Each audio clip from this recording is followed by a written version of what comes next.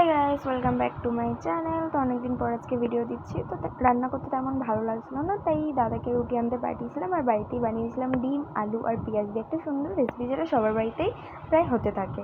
তো প্রথমে আলু আর পেঁয়াজটাকে কেটে নিয়ে কড়াইয়ের মধ্যে তেল দিয়ে আলুটা আর পেঁয়াজটা হালকা করে ভেজে নিয়ে ওটার মধ্যে নুন আর পরিমাণ মতো হলুদ দিয়ে ওটাকেও ভালো করে নেড়েচেড়ে নিতে হবে।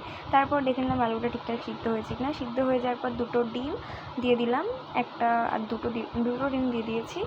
তারপরে ওটাকেও ভালো করে নেড়েছিলাম, যতক্ষণ না ডিমের সাথে আলুটা ঠিকঠাক মাখা মাখা হয়ে যাচ্ছিলো ততক্ষণ নেড়ে নিতে হবে। তারপরে ওখানে আমি পরিমাণ মতো একটুখানি লঙ্কার গুঁড়ো দিয়ে দিয়েছি। লঙ্কার গুঁড়োর পরে আমি ওখানে চিকেন কারি যেহেতু বাড়িতে ছিল, তাই চিকেন কারিও দিতে পারি, তোমরা চাইলে স্কিপ করে নিতে পারো। চিকেন কারি দেওয়ার পরে আমি এখানে টমেটো সস আর চিলি সস, আবার একটা টমেটো সস ছিল তো ওটাও আমি দিয়ে দিয়েছি এখানে। ব্যাস, তারপরে আর কি, তারপর ভালো করে নেড়ে চেড়ে রুটির সাথে সার্ভ করে নিলেই রেডি আজকে আমাদের ডিম ভুজিয়া আর রুটি।